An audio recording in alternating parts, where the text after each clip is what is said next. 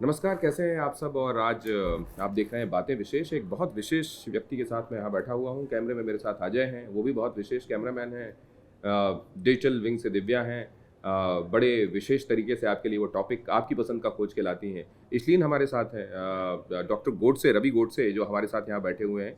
इशलीन उनको कोऑर्डिनेट करके, उनको फॉलो अप करके उनको यहाँ स्टूडियो तक लेकर आई हैं। और मैं जानता हूँ कि डॉक्टर गोडसे आपके भी फेवरेट हैं। तो आज बहुत सारे आपके ऐसे सवाल जिनका जवाब आप उनसे चाहते हैं, मैं कोशिश करूंगा जो आपके जहन में है वो उनसे बात करूं। डॉक्टर गोडसे, ओमिक्रॉन को लेकर दो तरह के अभी व्यूज़ हैं। एक तो ये कि बहुत डेंजरस है, 3 गुना तेज़ी से फैलता है। और दूसरा ये कि ये कुछ एक एक्सपर्ट्स कह रहे हैं कि एक तरीके से आपको ये, जैसे वैक्सीन में आपको एक छोटा प्रभाव वाला वायरस दिया जाता है ताकि आप बड़े प्रभाव से बच सकें, उसी तरीके से आपको ये बूस्टर डोज का या वैक्सीन का काम करेगा। एक्चुअली क्या है ये ओमिक्रॉन? ये तो मैं खुद को तो एक्सपर्ट नहीं कहूँगा क्योंकि ज़्यादातर मैं सही होता हूँ। तो उसमें क्या होता है कि ये जो ओमिक्रॉन अभी मामूली लग रहा है, वो ओमिक्रॉन मामूली लग रहा है क्या इस वजह से कि काफ़ी लोगों को प्रोटेक्शन हो चुका है, या वो सच में मामूली है? मैंने एक अभी ट्वीट भेजा है, ये ओमिक्रॉन बकवास है, तो कोई डरने की बात नहीं है। भारत में अब तक प्रॉब्लम आना होता तो आ चुका होता, और साउथ अफ्रीका से ऑलरेडी चला गया। साउथ अफ्रीका का वे आया और निकल गया, तो मेरे ख्याल से ये इतना प्रॉब्लम नहीं होगा। मैंने अप्रैल मई में कहा था, जब सब पूरे कह रहे थे ये मर जाएंगे वो मर जाएंगे, मैंने कहा था तीसरी लहर नहीं आएगी। वो सब ठीक था, आई रिमेंबर। और तब मैंने ऐसा नहीं कहा था कि डेल्टा की तीसरी लहर नहीं आएगी, मैंने कहा था तीसरी लहर आएगी ही नहीं। और मेरा ये जो एक्सपर्ट्स है ना, उनसे एक शिकायत है। मैं वैसा सब मुझे लोग अच्छे लगते हैं, लेकिन एक्सपर्ट से मेरी एक शिकायत है। एक्सपर्ट्स क्या करेंगे, बोलेंगे ये ऐसा करो नहीं तो 200 लोग मर जाएंगे, और 300 मर गए तो बोला आपने मेरा सुना ही नहीं। 100 मर गए तो कहेंगे 100 लोगों को बचाया, और 200 मर गए तो कहेंगे हम सही थे, 200 मर गए। तो इसमें एक्सपर्ट की क्या ज़रूरत है? एक्सपर्ट हो तो आदमी को बचाओ ना, एक्सपर्ट हो तो कुछ करो ना, राइट? तो ये सिर्फ तो अगर गब्बर आता है और धन्नो कहती है कि अब तो तेरी बसंती, अब तो तेरी इज्जत का मामला है, तो धन्नो भाग ना, कुछ कर ना। सिर्फ बोल के क्या फायदा है कि आज तेरी इज्जत का मामला है? तो एक्सपर्ट कुछ करके दिखाओ ना, ये जो होने वाला है उसे टाल के दिखाओ ना, राइट? तो ये कुछ होने वाला नहीं है, कोई डरने की बात नहीं है। मेरा भारत अभी महफूज है। मेरा भारत महफूज है। आमीन बोलेंगे हम इस बात पर। डॉक्टर रवि गोडसे इसलिए भी पसंद आते हैं क्योंकि बहुत व्यावहारिक तौर पर, और कई बार जो उनका तौर होता है, उनका जो तरीका होता है बात करने का, वो उसके भी आप सब मुरीद हैं, मैं खुद भी। डॉक्टर साहब, लेकिन ये ओमिक्रॉन को लेकर ये जो बातें चल रही हैं, इसमें देखिए कई बातें ऐसी हैं जो सामने नहीं कही जाती लेकिन बातें होती हैं। ज़रा मैं उस पर भी बात कर लूँ। हाँ। कई लोग कहते हैं कि देखिए ऐसा है कि बूस्टर डोज के भी तो लगवाने हैं। कई लोग कह रहे हैं कि इसमें एक मल्टी बिलियन एक इंडस्ट्री अलग से पैरेलली तैयार हो गई है, उसका भी तो ख्याल रखना है। ये सब बातें निराधार होती हैं डॉक्टर साहब, बकवास होती हैं, या इसमें कहीं बेस होता है? वो इंग्लिश में कहते हैं ना, नो स्मोक विदाउट फायर, तो उसमें कुछ ना कुछ तो होता ही है। लेकिन अभी ये जो 2020 में जो दो सबसे बड़ी प्रॉब्लम थे, number 2 was Covid, number 1 was WhatsApp. तो इंडिया में व्हाट्सएप में तो कुछ भी एक आदमी कह रहा था कि वो बिल गेट्स उसे ट्रैक करने वाला है, उसने वैक्सीन ली। तो मैंने उसको कहा, चाचा आप मेरठ में रहते हो, दिन में उठने के बाद आप सिर्फ एक काम करते हो कि सोना कब है। आप रोज ये पूछते हो कि दिल्ली से आगरा की बस कब निकलेगी, रहते हो मेरठ में। ऐसे आपको ट्रैक करके बिल गेट्स के बाप का क्या मुनाफा होने वाला है? वो क्यों ट्रैक करे आपको? किसको दिलचस्पी है आप में? हाँ, तो ये सब एक से जो हम लोग फॉरवर्ड करते रहते हैं। लेकिन ये जो ओमिक्रॉन की बातें हैं कि ये आ रहा है, वो भी थोड़ा ध्यान देने में इम्पोर्टेंट है कि ऐसा ना हो कि कहीं दूसरी लहर के तरह लग रहा था कि नहीं आ रहे, सडनली आ गए और हम हड़बड़ा गए थे, ऐसा ना हो जाए। तो उसके भी मार्केट में देख के रखना है कि क्या है। तो देखो, अभी एक न्यूज़ आई थी कि ये ओमिक्रॉन या इसके खिलाफ जब आई थी कि ये वैक्सीन चलेंगे नहीं, मतलब प्रॉब्लम आएगा, ओमिक्रॉन एकदम नया है। और वो दिन मार्केट अगर आप फॉलो करते हो, सब डाउन गया। S&P 500 2.6 से गिर गया। ब्रिटिश एयरवेज की पेरेंट कंपनी का स्टॉक 16% से गिर गया। आइबेरिया का 8% से कम हो गया। मॉडर्ना का 23% से ऊपर गया और फाइजर का 15% से। हमारा मार्केट सब जानता है, अगर मॉडर्ना और फाइजर का स्टॉक ऊपर गया इसका मतलब वो वैक्सीन चलेंगे, टीके अब भी चलेंगे। प्रॉब्लम क्या है, टीके आपको दो तरह से बचाते हैं, मामूली डिसीज से और सीरियस डिसीज से। हम लोग मामूली डिसीज का अभी काउंट करना ही छोड़ दें। 2 टीके लेने के बाद कोविड हुआ ये न्यूज़ है ही नहीं। कोविड हुआ था लेकिन 2 टीके लिए थे इसलिए अस्पताल नहीं गया, ये न्यूज़ है।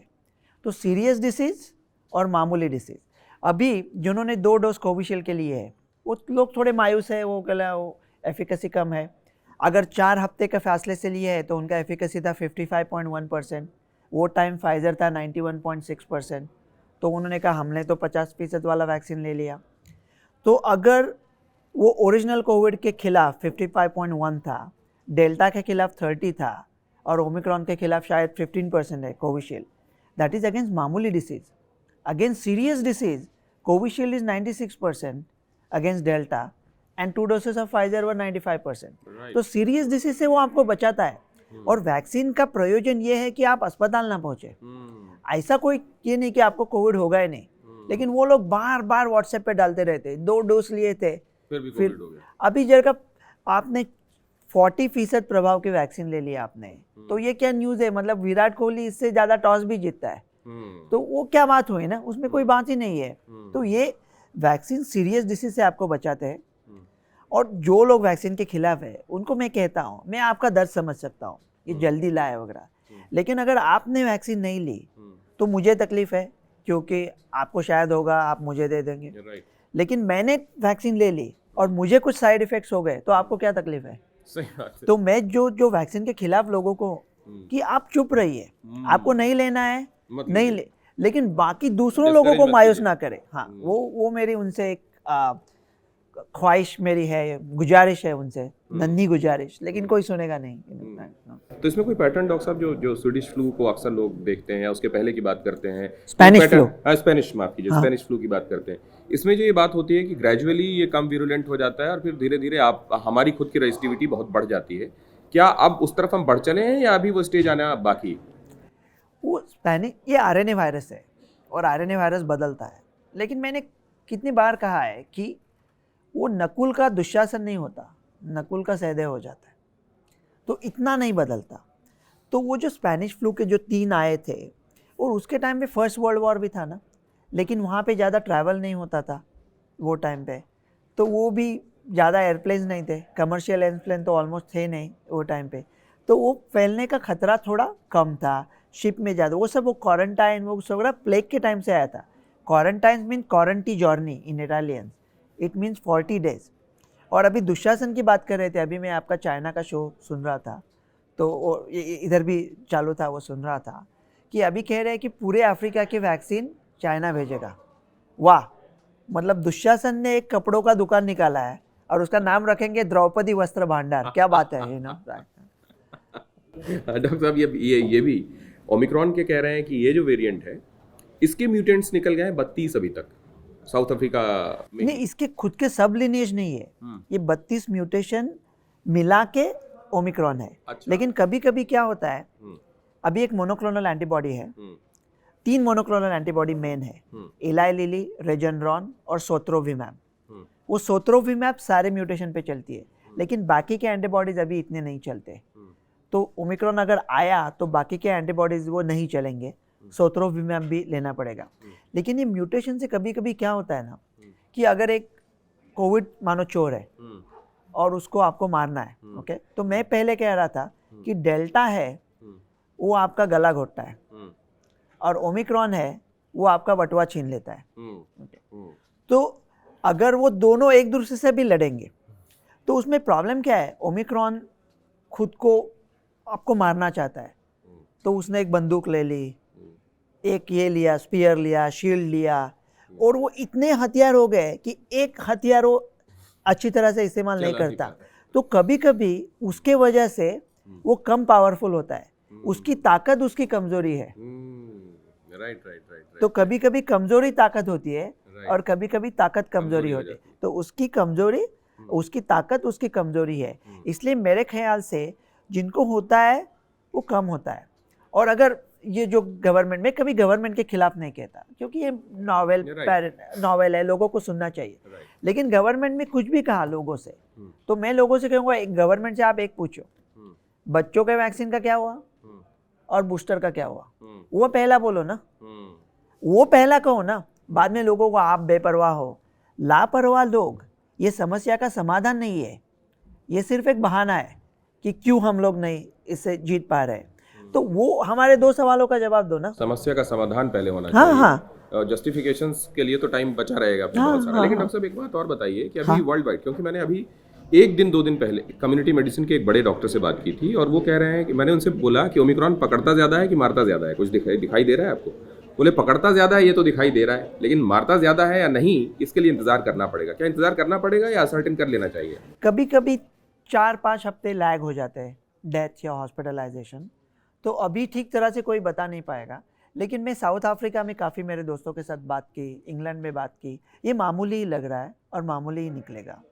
भय सिर्फ इतना है कि अगर फैल गया और म्यूटेट हो गया, ओमिक्रॉन का कुछ हो गया और ना बन जाए, इसलिए सिर्फ जो फैलता है वो म्यूटेट हो सकता है।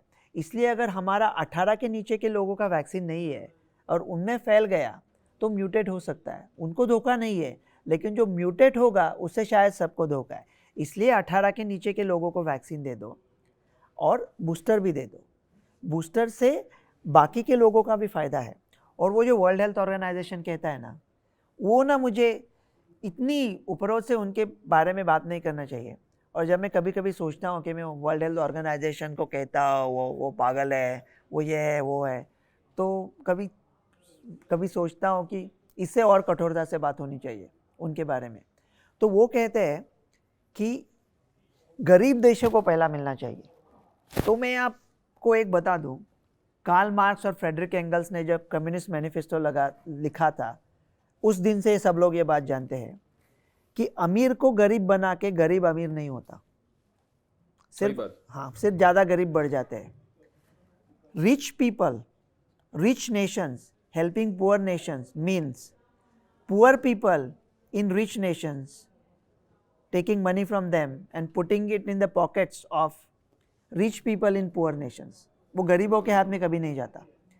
तो बाकी अभी डेमोक्रेटिक रिपब्लिक ऑफ कॉन्गो को 1 लाख डोसेस भेजे थे फाइजर के, सब सड़ गए एयरपोर्ट पे, 90% इस्तेमाल ही नहीं हुए। क्या किया जाना चाहिए इफेक्टिवली मतलब ऐसा रुकना नहीं चाहिए कि गरीब देशों को, आपको डोज डिनाई करके गरीब देशों का कोई फ़ायदा नहीं है, वो उनको मिलने वाला नहीं है।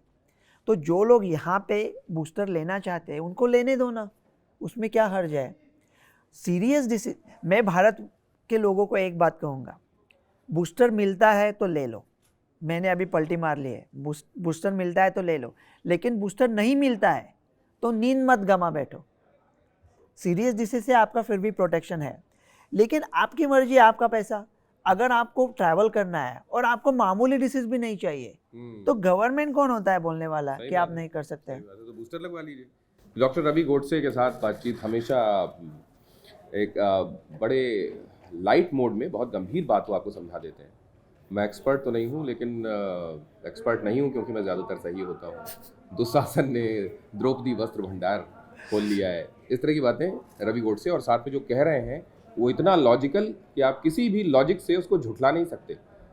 लिहाजा उनकी कही हुई बातों से हमको ये दम और बल तो मिलता है कि कम से कम पहले जैसी त्रासदी हम नहीं फेस करने वाले, लेकिन फिर भी कोई एहतियात कम क्यों रखें। अगर थोड़ा भी फैलता है ये वायरस और लोगों के अंदर रह जाता है तो वहीं से तो ये रूप बदलता है, फिर कोई ऐसा रूप ना ले ले जो खतरनाक हो। उम्मीद कर रहा हूँ कि सारे स्टेक होल्डर्स, जिसमें हम सब इंडिविजुअल्स भी शामिल हैं और पॉलिसी मेकर्स भी, इसको सुन रहे होंगे और ज़रूरी कदम उठाए जाएंगे। बातें विशेष में आज इतना ही। संभलने दे मुझे ना उम्मीदी क्या कयामत है कि दामाने ख्याल यार छूटा जाए है मुझसे, जफा करके अपनी याद शर्मी जाए है मुझसे, खुदा या जज्बे दिल की मगर तासीर उल्टी है, जितना खींचता हूँ खींचा जाए है मुझसे, हुए हैं पाँव पहले ही नवर्दे इश्क में घायल, न भागा जाए है मुझसे न ठहरा जाए है मुझसे। बात है, चलते रहना ही राहते रजा है, थक के बैठूं तो मेरे जख्म सफ़र दुखते हैं। यही नटशेल में आज के लिए इतना ही।